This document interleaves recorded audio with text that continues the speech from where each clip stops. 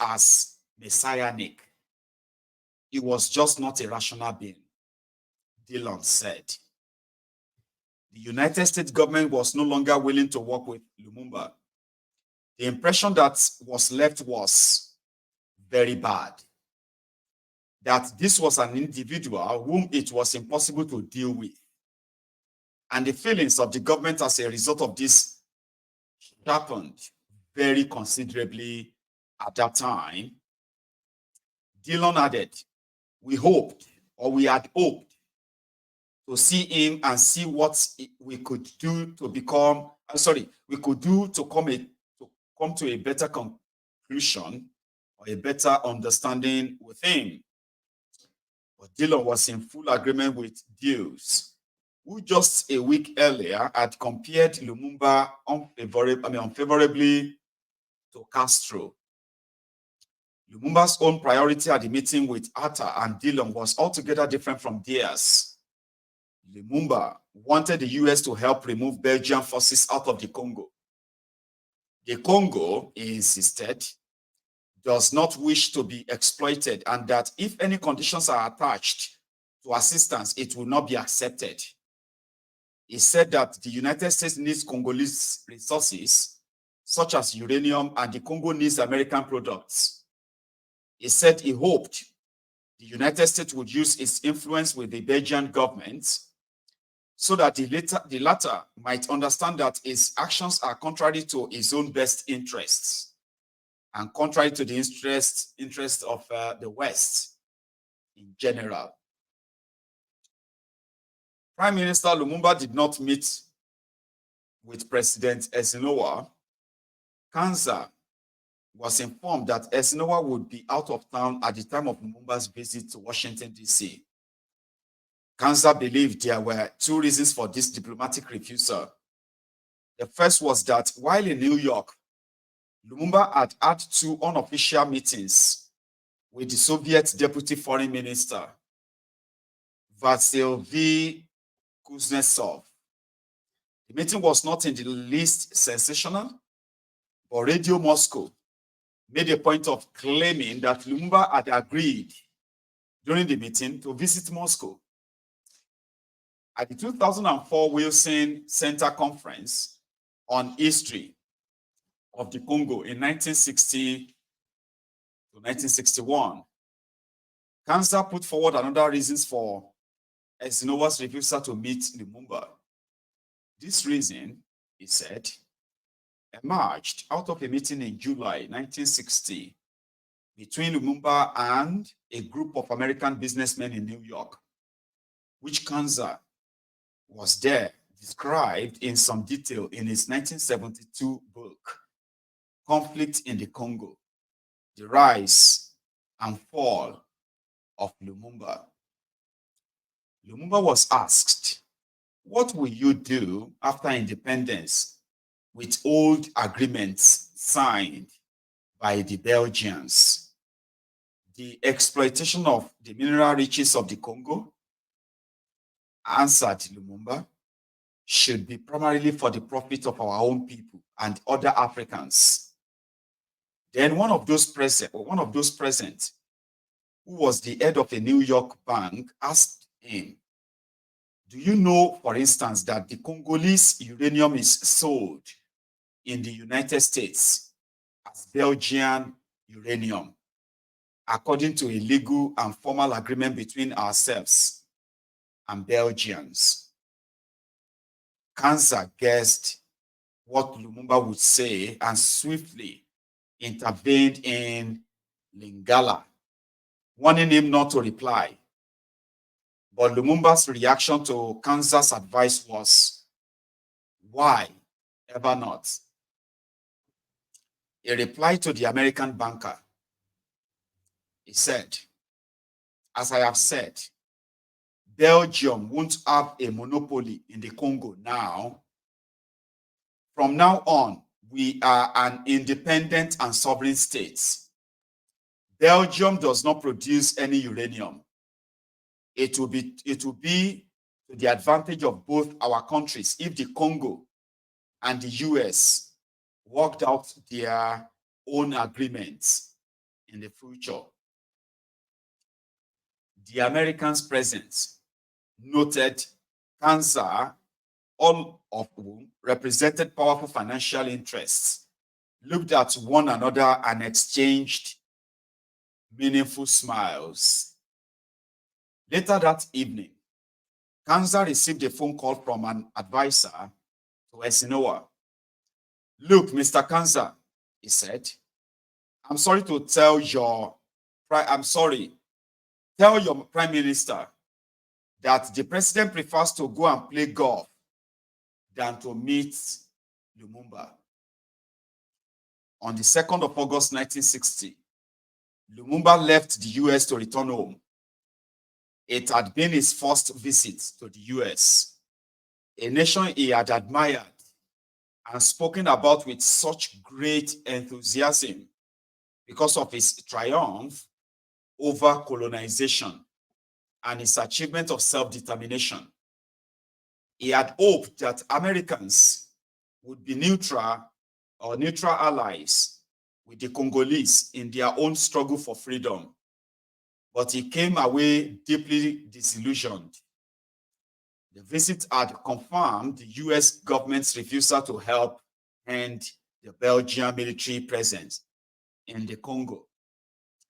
Far from feeling any sense of support, he was being increasingly criticized by the American media, which now pointed a finger at his use of a Soviet Lushin aircraft to fly to the US.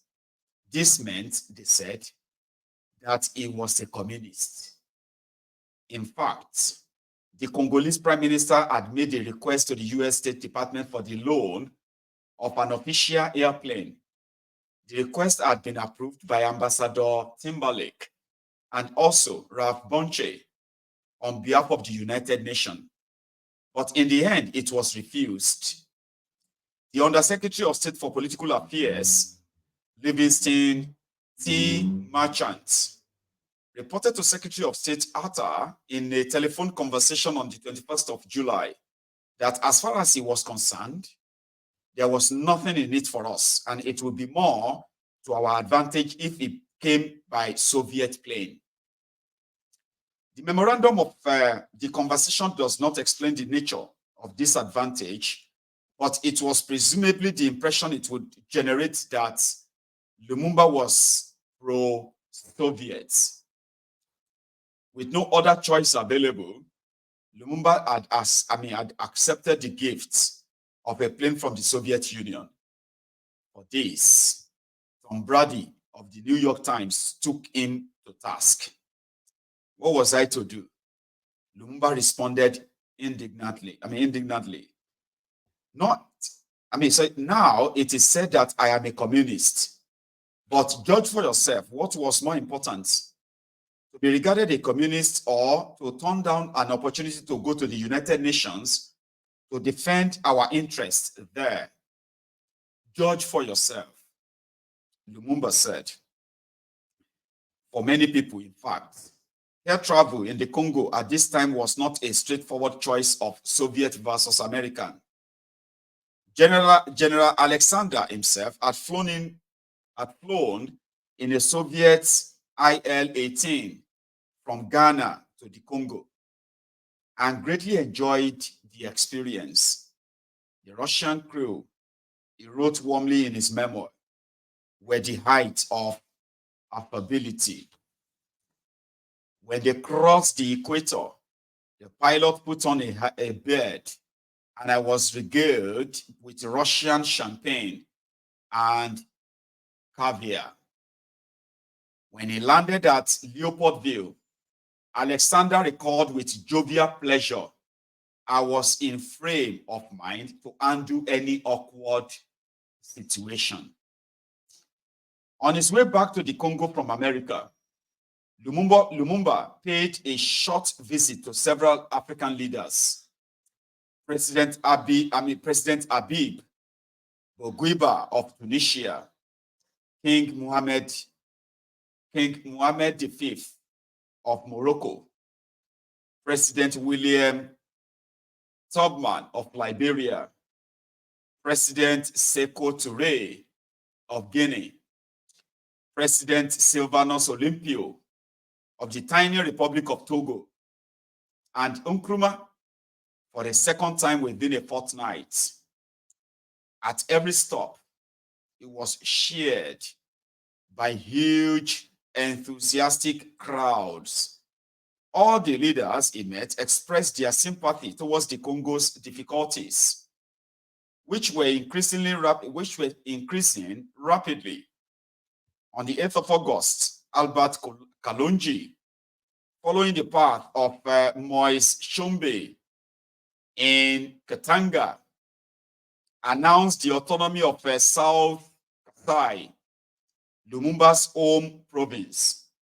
It was a region rich in diamonds, with heavy involvement by Western business interests, notably the Belgian company, which is Forminia is called, and the American firm Leon Tempusman and Son. So both companies were suspected of aiding and abetting the secession.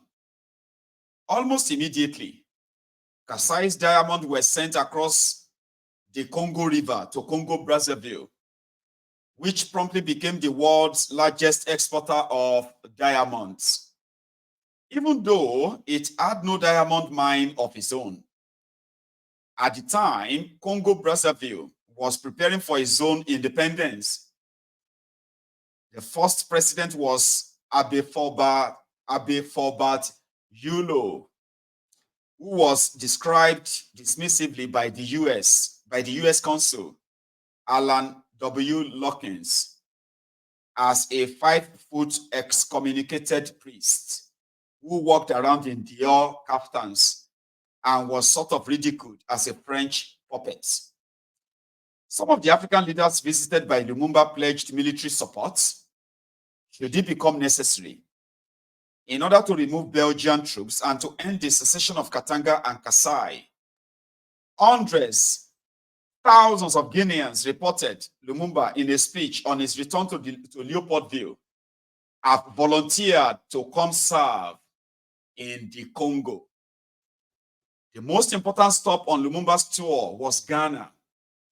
Nkrumah marked Lumumba's visit with a speech to the Ghana National Assembly on the 8th of August. This is a turning point, began Ghana's president, in the history of Africa. Then he emphasized the importance of supporting the Congo. If we allow the independence of the Congo to be compromised in any way by the imperialist and capitalist forces, we shall expose the sovereignty and independence of all Africa to grave risk. The struggle of the Congo, he insisted, is therefore our struggle. It is incumbent on us to take our stand by our brothers in the Congo in the full knowledge that only Africa can fight for its destiny. For 2 days, Nkrumah and Lumumba talked together intently. They agreed to call a summit conference of independent African leaders from 25th to 30th of August in Leopoldville to consider the situation in the Congo.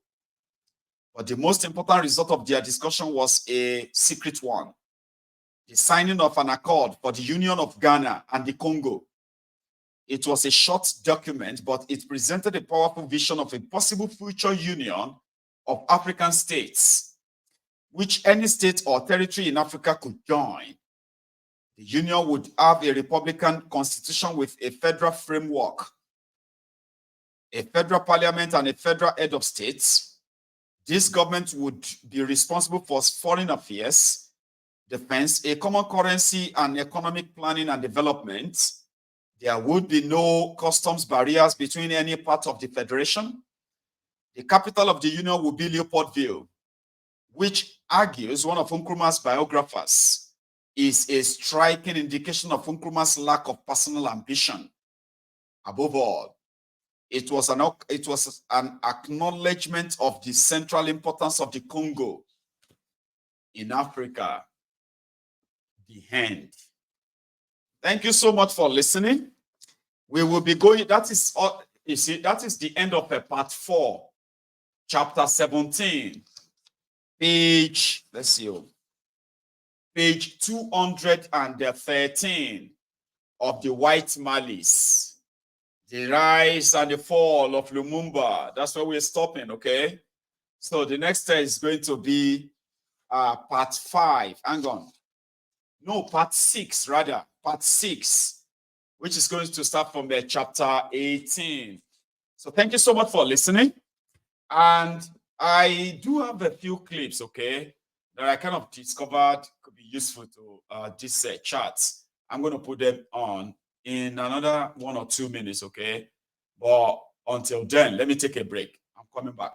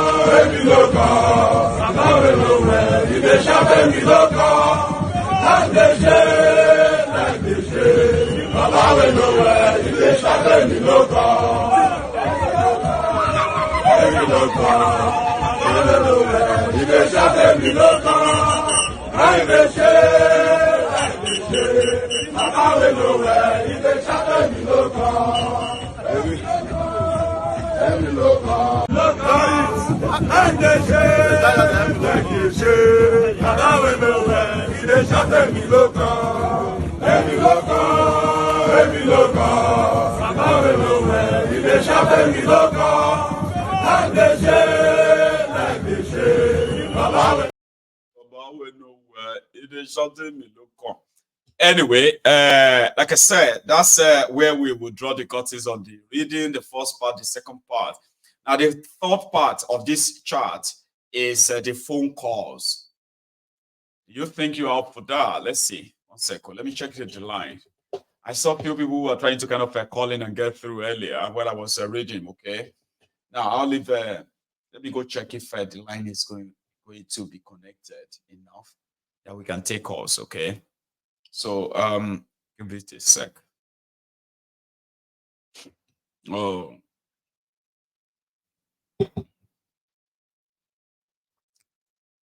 Right. Now, the line is kind of free. I could take calls. That is for those of you who want to react to what has been said already. Or at the same time, we can also save time and do this maybe later in the evening. But okay, no, I said no.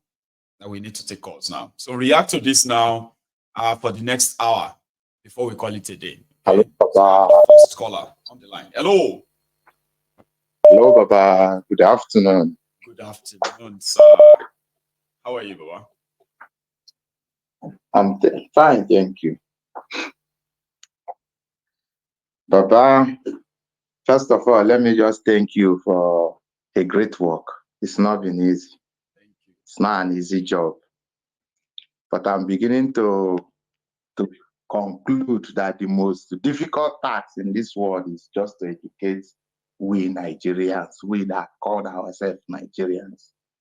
Because the reason why I draw this very conclusion is that I think we go to school all over the world like this. Yeah, we just go there, sat down, read, get our certificate, first class, second class, whatever certificate. We just claim and we learn nothing. You read by Chinese Revolution, Russian Revolution, French Revolution, but we just sit down, we do nothing. We pray God should come and help us. In as much as you just, if like, I'm not, because I did not follow you from the beginning where the rise and fall of Patrick Lumumba, but the point you are citing from the Kenyans and the distance, I do listen. But you see Nigeria, they can never. They are the most weakest people. Forget all these ones who always make noise, do this one. We can't. We can't do anything. Rather, they will be telling you, hey, you that is in our overseas, come and join us so that we will fight together. This one, the other one, blah, blah. They can't do anything. Because I don't think any African country that will take the nonsense we have taken as a Nigerians. I don't think nobody will take that shit. So congratulations to Kenyans in advance who are willing to take their destiny in their hand. So if the other side like, let them continue. Let them continue sleeping. But I thank you for the work you are doing to just remind them, if they like, they should wake up. If they don't like, let them continue. Sit down there. But these people are the most, I don't want to use some kind of word that is not that good, but our people, most especially some of us that is in abroad here. Well, Baba, I'm still at work. Thank you so much. Thank you very much. For stopping by. It simply means that you are all kind of free to react to this your way, okay? And then hit the nail on the head straight up. So I have another caller. Hello. Oh, hello, sir, Mr. Mayigun. It's me, Golda from Leeds. I'm lucky to get. How are you today? Yeah, I'm fine. I'm fine. Well, I wasn't expecting to get through, but anyway, I just tried my luck. It's quite like, Yeah. Well, today there's not much. It's just, well, there's a lot, but it's just that it's not coming. But I thought maybe by the time I call you pick, it will be coming. It's just about this.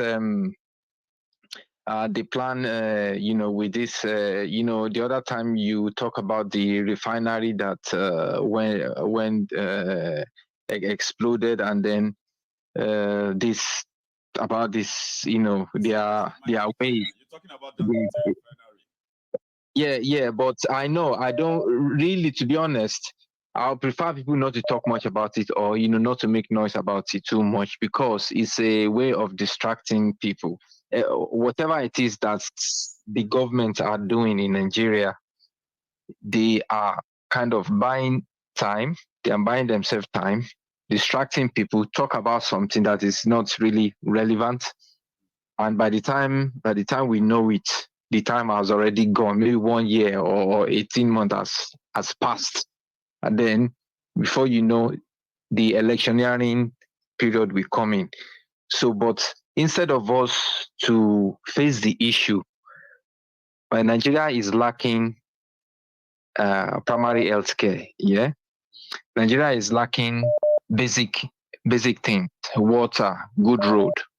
I want to imagine a Nigeria where all the roads are motorable, right? Automatically, things will be cheaper because commuters' transportation will be cheaper, because there's no risk of the car breaking down because of a lot of pothole on the road, on the way, and agricultural produce we get to town easily, and then the patrol, the security institution like the police, whatever, will be able to use their little car they have, their newly bought cars. Because recently I saw Wicked, I was telling them things like somebody, like the father teaching children not to do something that is like, you don't use the car to do this, don't use the car to do that, things that really they are not really, because so private use. Because if these people had paid enough money for all these security people, police or whatever, they will have their own cars. Because I remember them this when I was growing. I was about between, in my primary school time towards my early years in the secondary school. We have teachers that they have loans. They were able to buy, they call one a Dazun or Toyota Salake. They call it Shalake, which is practically like it comes for nothing, and then they pay it, with time. They pay it off without any hassle. if that had been in place today in Nigeria, do you think all this most of the people who hasn't got a car or who felt frustrated Why would they in Nigeria, will yes. So yeah, so instead, I think we should focus on the issues in Nigeria and then try as much that we preach the gospel of people refraining from being bigots, trying to all these politicians to use us to divert our attention from the major things. So I mean, what I've said, I hope you will be able to talk about it later on, and just to put hard more and then the importance of it. So the other day when I spoke about the GBT whatever, if I think it is not that I'm trying to make it as like that or make it bad or good, because after all we are all human, and whatever it is that we choose to do, why can't we? Because if we are truly a democratical settings, we should actually somehow be compassionate. Yes, with every. Right. So The idea yeah, should be like, as long as you are humans, you have rights. So whether you are gay, straight, this or that, it shouldn't really matter if you break any law and in a way, or if you begin yes, to highlight them out, is what I kind of don't like. yes. But before I go, but through